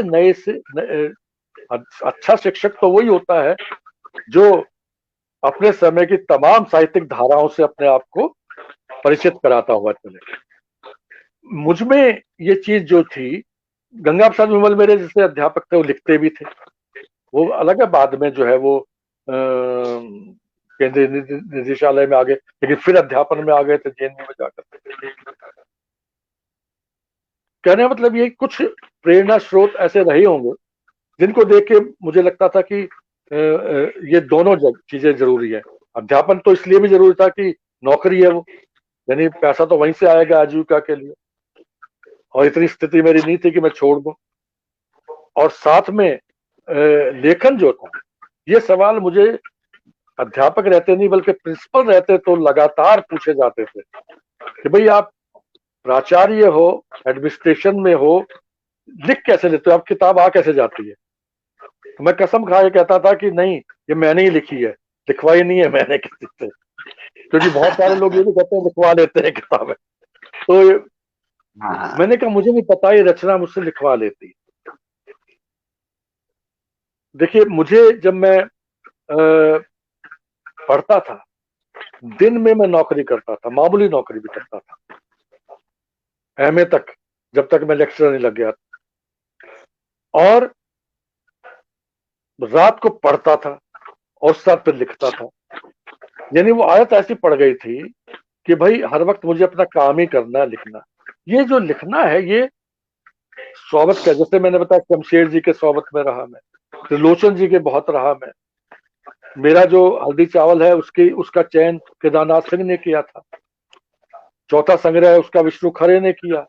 गेहूं घर का, जो जिसमें एक तरह सम्मिलित रूप से वो चयन है कविताओं का, उसका उसका चयन जो है अशोक वाजपेयी ने किया, माँ गाँव का नामवर जी ने किया। तो कुल मिलाकर ये जो नया संग्रह आ रहा है, इसके लिए भी कविताओं का चयन अरुण होता ने किया। अरुण होता इस समय के जो आलोचक थोड़े बहुत जिनको मैं ठीक मानता हूँ, उनमें सर्वश्रेष्ठ है। खुले दिमाग से लिखते हैं, अपनी बात कहते हैं, किसी से प्रभावित होकर नहीं कहते हैं, तो उन्होंने चयन किया। बहरहाल कहने का मतलब यह है कि कुछ परिवेश जो मुझे रचनाकारों का निरंतर बना रहा, उनसे भी मुझे प्रोत्साहन मिला, और मैं इसमें बजाय इधर उधर समय देने के, इसमें समय मेरा लगता था लिखने में। रिटायरमेंट के बाद ज्यादा समय मिला तो मैंने पांडुलिपियों पर ध्यान दिया और कई किताबें आई, लेकिन आए बगाए। फिर एक चीज और अरविंद जी, जब आप जिस क्षेत्र में आ जाते हैं ना, तो आपको फिर दबाव भी आने शुरू हो जाते हैं।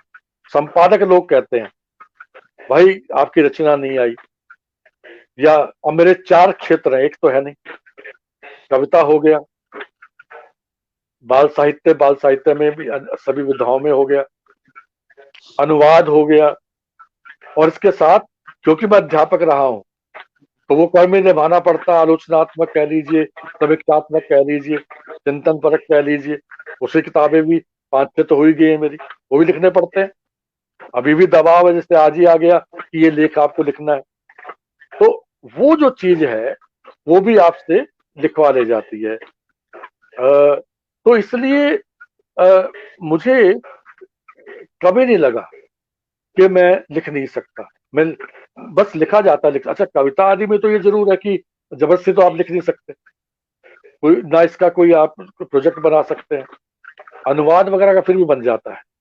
अब जैसे मैंने एक बहुत अच्छे कवि है किम सोवोल, बहुत दिनों से मन था, उनकी बैठे बैठे कोरोना की वजह से समय और ज्यादा मिल गया, मैंने अनुवाद किया, उसकी पांडुलिपि बन गई। अब जैसे कोरिया को लेकर के जवाहरलाल नेहरू यूनिवर्सिटी में पढ़ाई जाती है।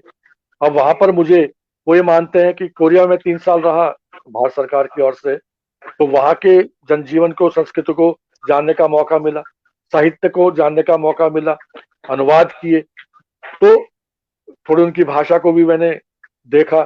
अब तक मेरा संपर्क है। वहां अंग्रेजी में भी लिखने पड़ते हैं। एक किताब आई है मेरी, some aspects of Korean and Indian literature, वहां तो इंग्लिश में लिखना पड़ता था, भारतीय साहित्य के बारे में भी। अब ये जो चीजें हैं, इस तरह की चीजें, ये तो दबाव में लिखी जाती, यानी आपको कहा कि ये आप कृपया एक लेख लिखिए, फिर आप अपनी मर्जी से लिखिए, वो अलग बात है, लेकिन एक दबाव होता है। और दूसरा जो है, ये लेखन जो है, रचनात्मक लेखन जो है, कविता आदि या बाल साहित्य, ये स्वभाव का आता है, इंटरेक्शन से आता है।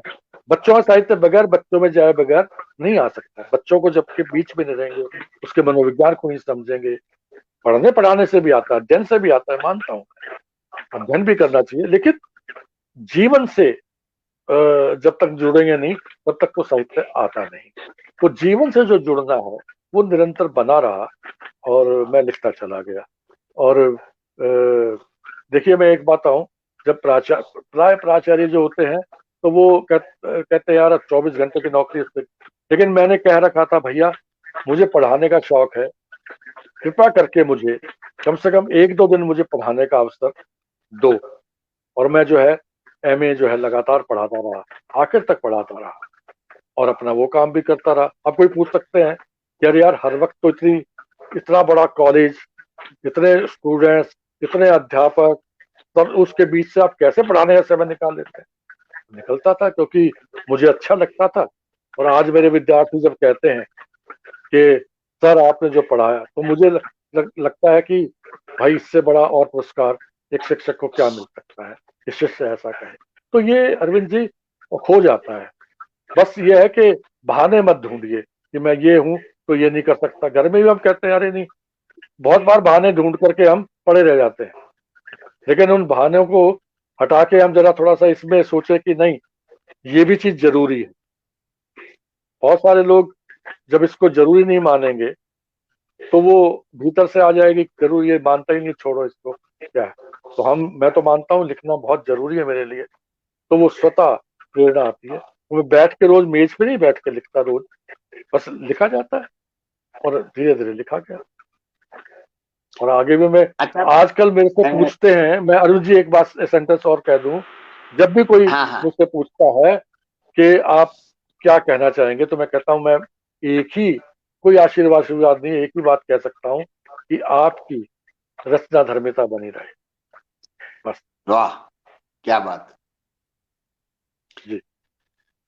अच्छा, कविताओं से पहले एक आखिरी सवाल जिस पर मुख्य बात मुझे आपसे करनी थी, थोड़ा इसमें मैं जानना चाहूंगा। जी। आज का जो समय है, आज का जो समय है, चाहे वो पूरे आर्थिक, राजनीतिक, सामाजिक, संस्कृति, सारी चीजों को ले लीजिए, तो आज जो साहित्य रचा जा रहा है, और ये साहित्य की अपनी एक जरूरत होती है, अपनी एक भूमिका होती है, उसका उसका एक पक्ष होता है, उसकी एक मतलब पक्षधरता होती है। तो आज का जो साहित्य लिखा जा रहा है, मतलब आमतौर पर बहुतायत में, वो उसको आप किस दृष्टि से देखें? देखिए, किसी भी समय के साहित्य से चुनना तो हमको पड़ता ही है, वो चाहे पुराना साहित्य हो, चाहे वो हमसे थोड़ा पहले का साहित्य हो। देखिए, मैं 8वें दशक में आता हूं कवि के रूप में। 8वें दशक से पहले अकविता का बहुत बड़ा बोलबाला था। अकविता और साथ में जो विचारधारात्मक, मैं भी वहां विचारधारा से ही जुड़ा रहा, लेकिन बड़बोलापन भी बहुत था। जैसे एक दिन में ही सब कुछ कर देंगे, ये कर देंगे, वो कर देंगे, ये शैली होती थी रचनाओं में। 8वें दशक में जो है, एक ऐसी पीढ़ी उभर के आई, मैं भी मानता हूं, और मैंने इसलिए निषेध के बाद 8वें दशक की कविता के रूप में ही संपादित किया था। निषेध जो संग्रह था, जगदीश चतुर्वेदी ने जो निकाला था, वो कविता वाला था। वहां से भी 2-3 कवि बाहर निकल आए थे, जैसे चंद्रकांत देवताले। मैंने निषेध के बाद शब्द दिया था कि उसके बाद, निषेध के बाद जो कविता थी वो सकारात्मक दृष्टि को लेकर चली, उम्मीद को लेकर चली, संघर्ष को लेकर चली, अनुभवों की व्यापकता को लेकर चली, सामाजिक जो दायित्व है उनको लेकर चली। उन दोनों हमारे समय में ये गरीबी हटाओ, आम आदमी, इस तरह के नारे भी आए थे राजनीति में।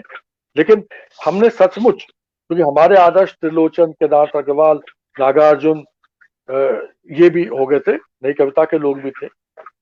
तो कुल मिलाकर के सबसे बड़ी चीज थी, जैसे मैंने एक लिखा था, जब चोंच में दबा हो तिनका, तो उससे खूबसूरत कोई पक्षी नहीं होता।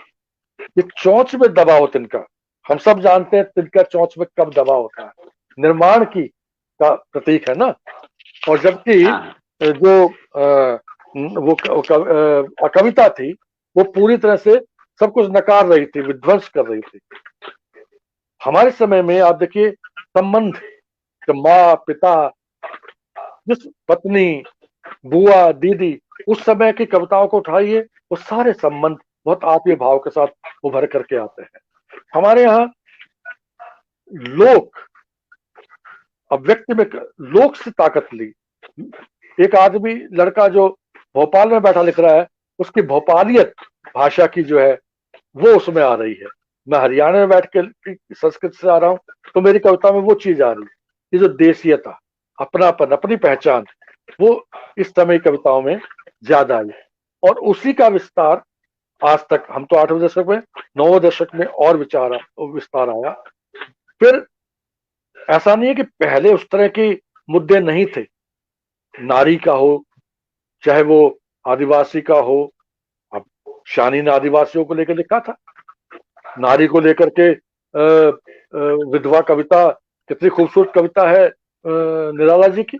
लेकिन बाद में आके दलित विमर्श, नारी विमर्श, आदिवासी विमर्श, अब तो अल्पसंख्यक विमर्श भी है, मैं अब जोड़ना चाहूँ बालक विमर्श भी। ये तमाम चीजें जो है और घनीभूत होकर के आई, और ज्यादा आई।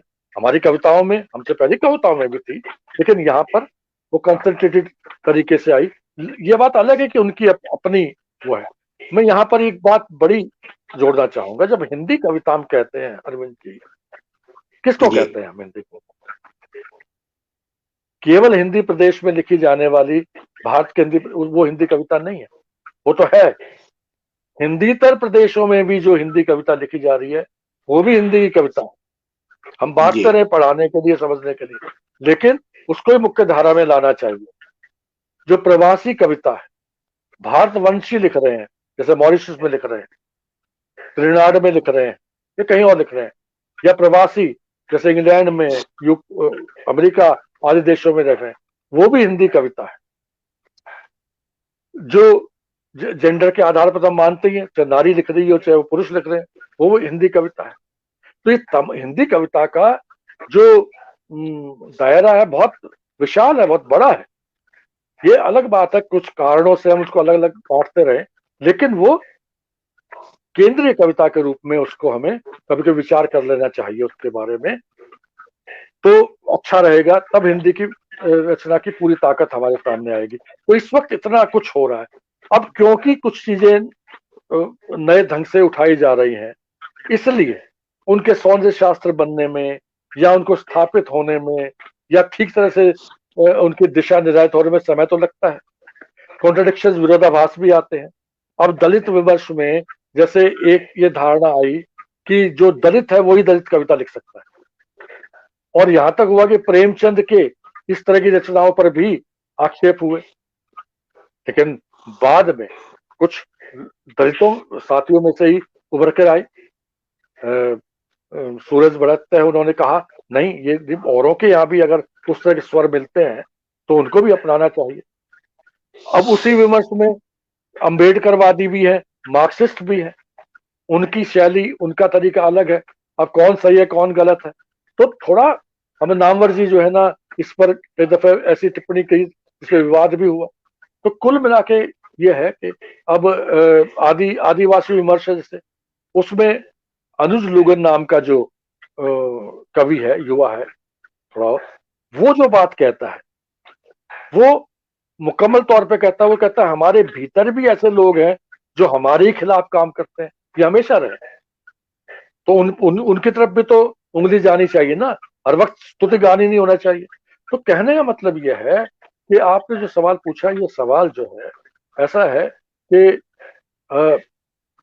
एक तो अच्छी कविता चुननी होगी, दूसरा धीरे धीरे जो विमर्श वाली धारा है वो भी अब एक स्थायित्व की ओर आ रहे हैं, एक पारदर्शिता की ओर आ रहे हैं, कुछ ठहराव आ रहा है। अभी ठहराव नहीं है। अभी शुरू शुरू में देखा था, जो पहला संकलन मुझे पढ़ने का दिनकर सोनवलकर ने कोई लाए थे, मराठी में से आया था ना, दलित विमर्श को, वहां पर जो मार्क्सवादी दृष्टिकोण वाले थे उनके यहाँ संयत गाली गलौच नहीं था, बाकी जगह गाली गलौच था। वो जैसे हमारे दलित भाइयों में से कुछ लोग कहते हैं ना कि दलितों में भी ब्राह्मणवाद आ जाता है। तो इस तरह से जो चीजें हैं वो अभी स्थिर हो रही हैं, हो जाएंगी। लेकिन जो लोग दृष्टि संपन्न होकर के प्रतिबद्धता के साथ और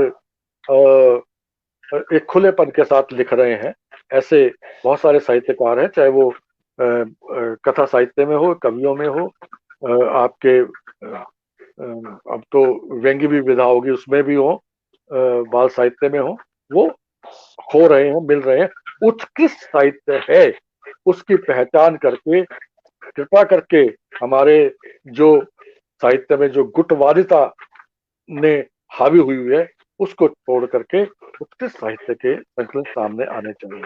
अभी हाल ही में कोरोना समय में लिखी गई कविताओं का संकलन आया है, और कौशल किशोर बहुत अच्छे समझदार बुद्धिजीवी हैं, खुद कवि भी हैं, उन्होंने उसका संपादन किया है।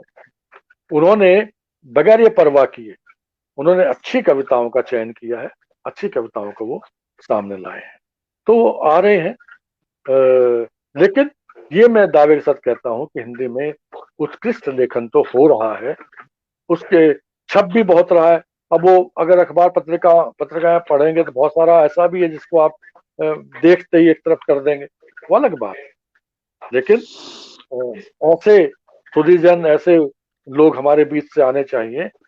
आलोचना इस वक्त ना के बराबर है, कुछ ही आलोचक है जो सही ढंग से काम कर सकते हैं, ऐसी संभावना उनमें है। तो इसलिए थोड़ा लग रहा है कि यार इतना छप रहा है, सब कुछ आ रहा है, लेकिन क्या हम सही दिशा में जा रहे हैं? तो उसके लिए तो थोड़ा सा हर वक्त रचना करे या ये सब काम भी करे। तो कुछ जो रचना के पारखी हैं उनका दायित्व बनता है वो सामने आए और करें इसको। मैंने इसीलिए आपसे पूछा, आप चिंतक भी हैं, इसलिए मैंने ये सवाल आपसे पूछा था कि आप जी तो ये बात बिल्कुल सही है कि अभी रचनाएं आ रही हैं और रचनाएं खूब सामने आ रही हैं। अब तो एक तो सोशल मीडिया की वजह से भी आ रही हैं, पत्रिकाओं में भी आ जी रही हैं, लेकिन समय के हिसाब से इनका मूल्यांकन होना अभी बाकी है और मूल्यांकन किया जाना चाहिए। आपकी बात से बिल्कुल। मैं ये अब जी दिव्य रमेश जी, आपकी कुछ कविताएं सुनेंगे हम, कुछ कविताएं जी आप जरूर। सुनाइए। हाँ देखिए मैं शुरू करता हूँ अपनी उस शीर्षक, नया जो संकलन आ रहा है उसका शीर्षक है जब घुटती है सांस आदमी की। जी। इसी कविता से शुरू करता हूँ। ये कविता का शीर्षक भी है ये, क्योंकि इन्हीं दोनों ताजा ही एक तरह से लिखी गई है ये।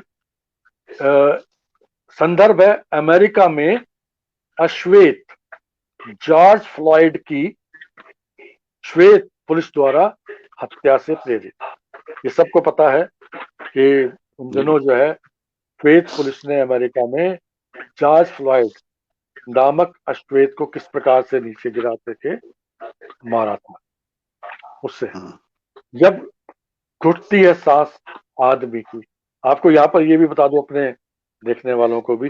एक तो मैं सबसे पहले तो अरविंद जी, जो मैं शुरू में कहना चाहता था, मैं जो भी जुड़े हुए हैं कार्यक्रम से, मैं सबका मैं भी अभिवादन करता हूँ। सबके प्रति मैं कृतज्ञ भी आभारी भी हूँ कि वो जुड़े हाँ, हुए हैं। तो काफी लोग हैं, आप अ, इनको बाद में फेसबुक पे जवाब दे जी जी दीजिएगा, काफी लोग। जी जी जी। जी हाँ जी, मैं सबके प्रति आभार व्यक्त कर लूं। तो जी। वो बार बार ये कह रहा था मेरी सांस घुट रही है। जो मैंने देखा था उससे प्रेरित है। जब घुटती है सांस आदमी की। जानता था क्रूरतम होते हैं सत्ता के पैर। जानता था क्रूरतम होते हैं सत्ता के पैर, उससे घुटने उसके खुर छीन सकते हैं सांस तक कुचल कर आदमी की, जब चाहे सरेआम।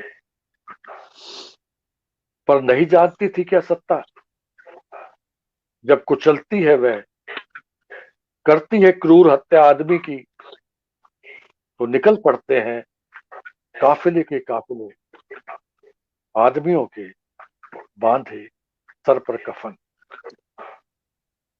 जब घुटती है सांस आदमी की और देता है वह दर्द भरी चेतावनी। जब घुटती है सांस आदमी की और देता है वह दर्द भरी चेतावनी कि नहीं ले पा रहा हूं सांस, तो क्या नहीं होना चाहिए सावधान सत्ता को। बहुत दूर नहीं होता टेटवा सत्ता का, आदमियों की पकड़ से अगर चाह ले एक बार। क्या इतिहास बात गवाह है, इतिहास गवाह है, जब भी नहीं लेने देगी सांस आदमी को, आदमी निकला है बाहर। हिली है सड़कें, उफने हैं समुद्र, नदियां बंधी हैं, खोद ली गई हैं राहें, बड़ी से बड़ी मजबूत दीवारों में। क्या नहीं जानती सी सत्ता, बहुत भयावह होता है आदमी का जा जुड़ना आदमी से। बहुत भयावह होती है आदमी की वह मौत, जो धार लेती है रूप हर आदमी की मौत का। बहुत दयनीय हो जाती है तब सत्ता अपने क्रूरतम रूप में खड़े ढहते बुत की तरह। क्या नहीं जानती थी सत्ता, एक आदमी की क्रूर हत्या खोल कर रख देती है पूरा का पूरा बही खाता हत्याओं का। जानना चाहिए था, जान लेना चाहिए सत्ता को। बहुत खतरनाक होता है आदमियों से भी ज्यादा बंद कर देना आदमी की सांस को। ये कविता वाह, थी। बहुत अच्छी कविता, बहुत शानदार कविता। शुक्रिया।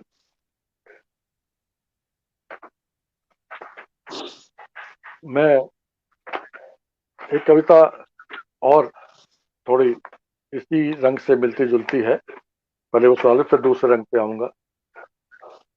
जी बदतमीज नहीं हूं मैं, शीर्षक है कविता का। जी बदतमीज नहीं हूं मैं,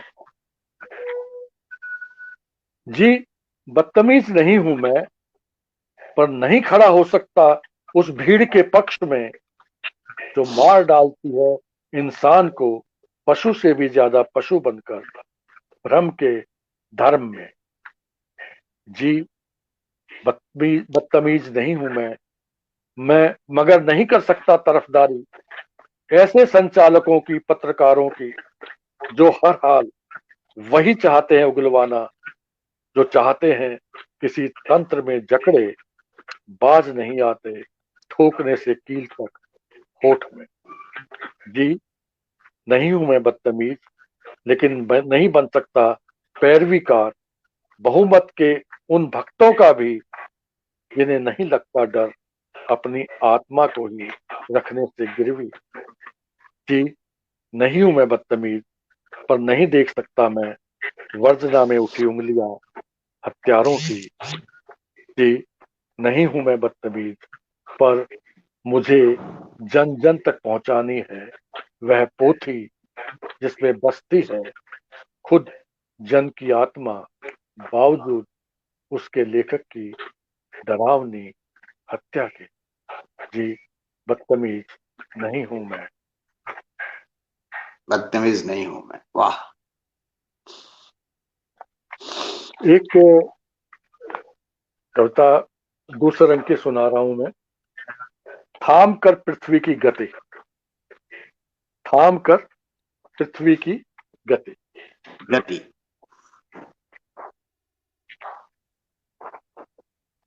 चाहता हूं रुक जाए गति पृथ्वी की,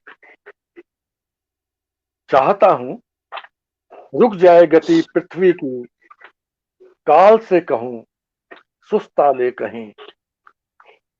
आज मुझे बहुत प्यार करना है जिंदगी से, आज मुझे बहुत प्यार करना है जिंदगी से। खोल दूंगा आज मैं अपनी उदास खिड़कियां, खोल दूंगा आज मैं अपनी उदास खिड़कियां, झाड़ लूंगा तमाम जाले और गर्द, सुखा लूंगा सीलन भरे पर्दे। कहूंगा सहमी खड़ी हवा से, कहूंगा सहमी खड़ी हवा से, आओ आ जाओ आंगन में, मैं तुम्हें प्यार दूंगा। जाऊंगा तुम्हारे पीछे पीछे खोजने एक अपनी सी खुशबू शरद के पत्तों सा। रात से कहूंगा, रात से कहूंगा ले आओ ढेर से तारे, सजा दो जंगल मेरे आसपास, मैं उन्हें आंखों की छुअन दूंगा। क्या खोल बात है, दूंगा आज, क्या बात। खोल दूंगा आज समेटी पड़ी धूप को, खोल दूंगा आज समेटी पड़ी धूप को, जाने दूंगा उसे तितलियों के पंख सवारने। थाम कर पृथ्वी की गति, रोक कर काल चक्र, आज हो जाऊंगा मैं मुक्त।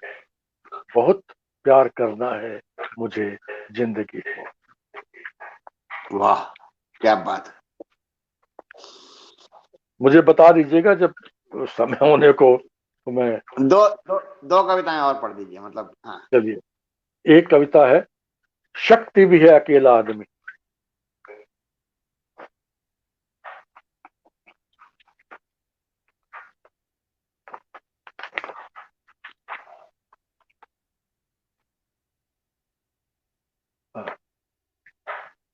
बहुत भयभीत कर सकता है एक अकेला सा शब्द, अकेला।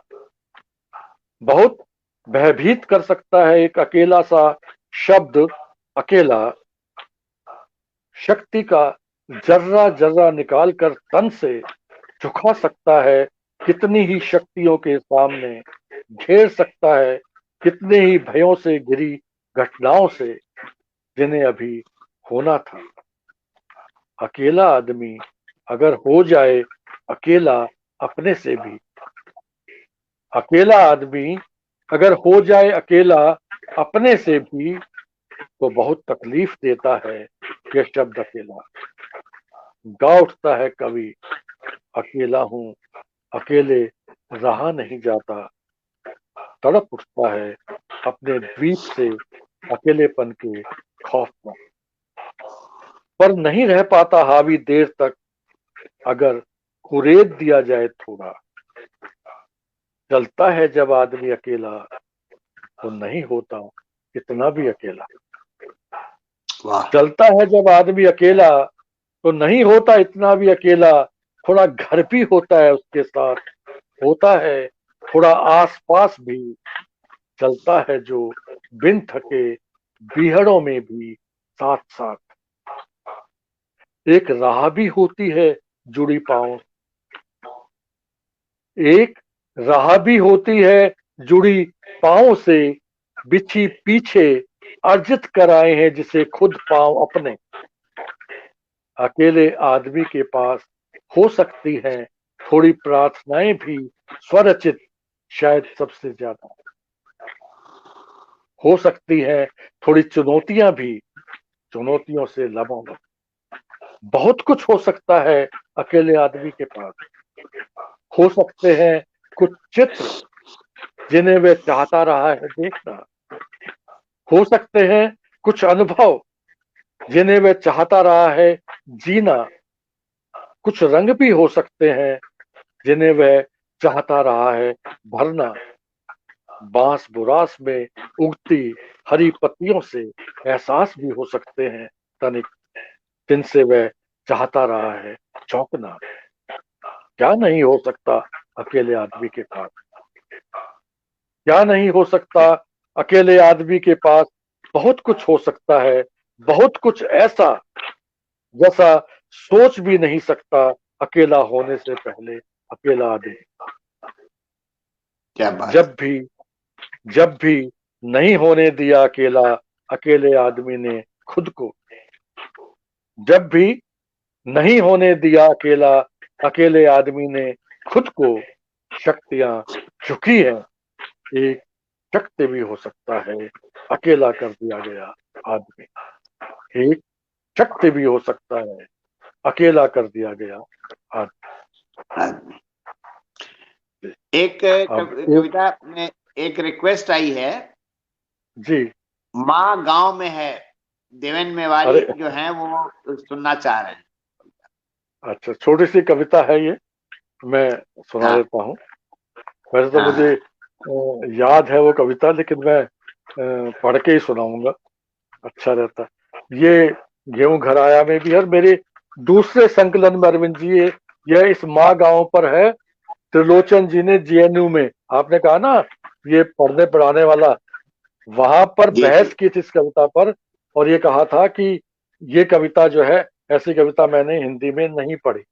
ये त्रिलोचन जी ने कहा था, मैंने नहीं। मुझे मत कोट करना। तो माँ छोटी सी कविता है, आप देखिए। जी। और मेरी इस बड़ी कविता को अंग्रेजी में पढ़ाया जा रहा है स्कूल में। अच्छा। इसमें एक एक चीज और बता दूं मैं। आप देखिए कि हम साहित्य को पढ़ते हैं ना। एक जी। सज्जन है राहुल द्रविड़, ये बताना मुझे अच्छा लग रहा है। राहुल द्रविड़ आप सब क्रिकेटर, जानते हैं कौन क्रिकेटर है? हाँ।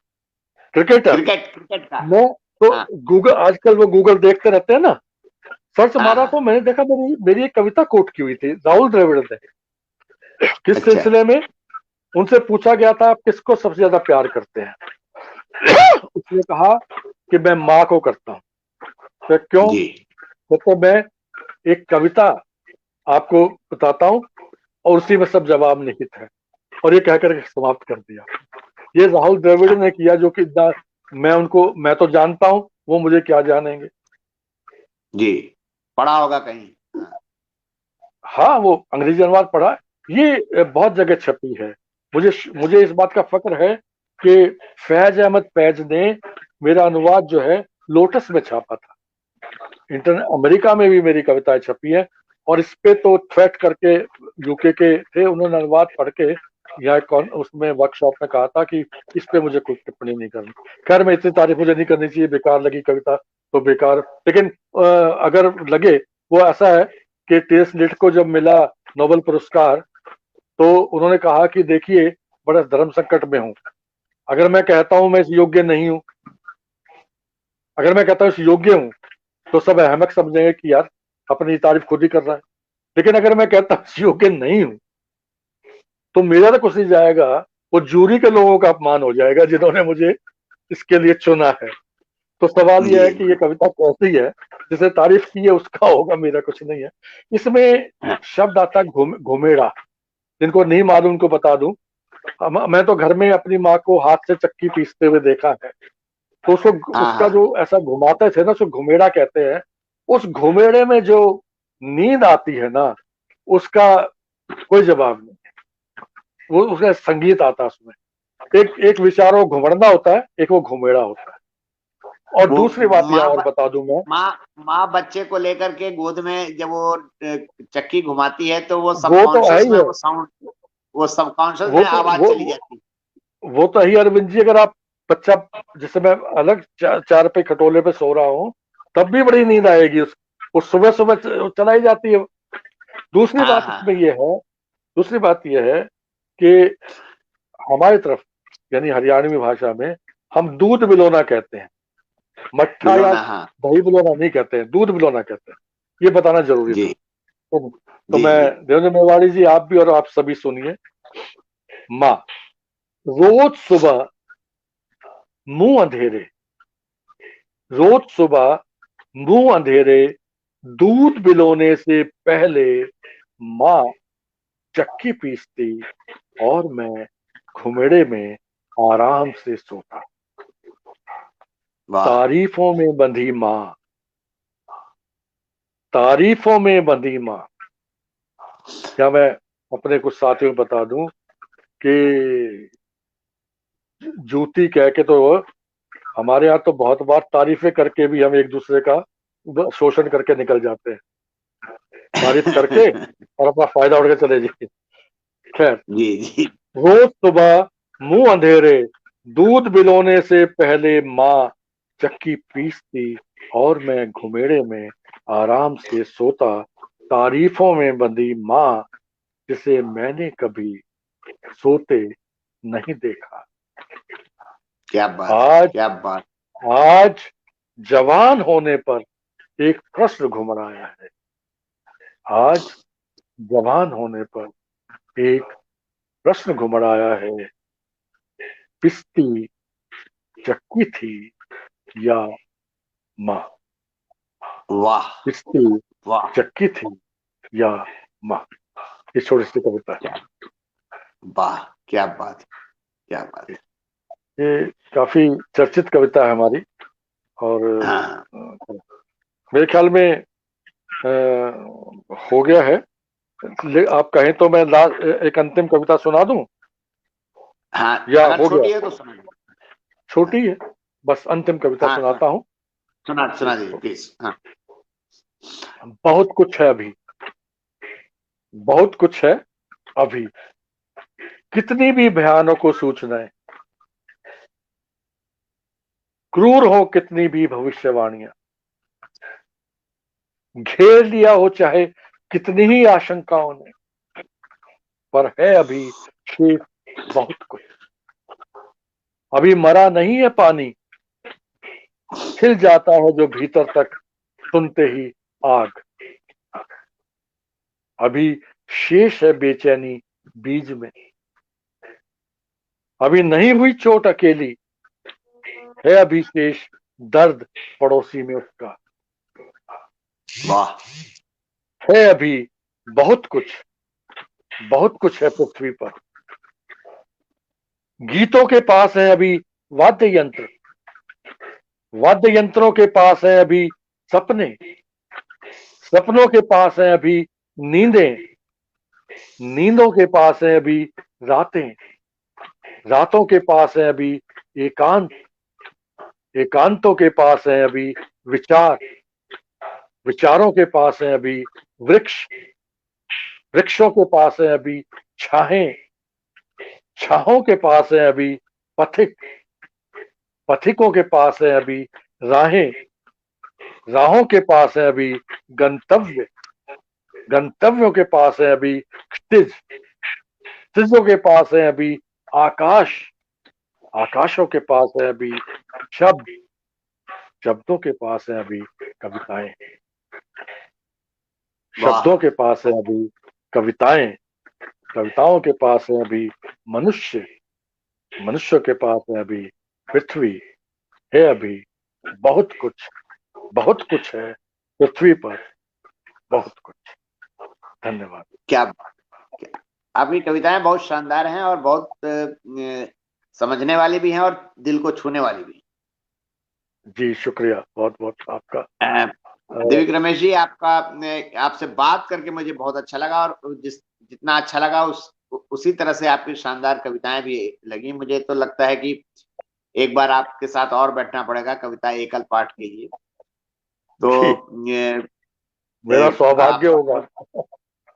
आपका बहुत देखिए बहुत अरविंद जी, मुझे धन्यवाद। कहने दीजिए, मुझे मुझे कहने दीजिए, मैं इस कार्यक्रम का बहुत बड़ा प्रशंसक और मुरीद हूं। ये मैंने आपको अलग से भी लिखा है और मैं लिखता भी रहता हूँ। इसलिए मुझे आप जिस तरह से, जिस गंभीरता से और जिस तैयारी के साथ बातें करते हैं, वो बहुत कम है।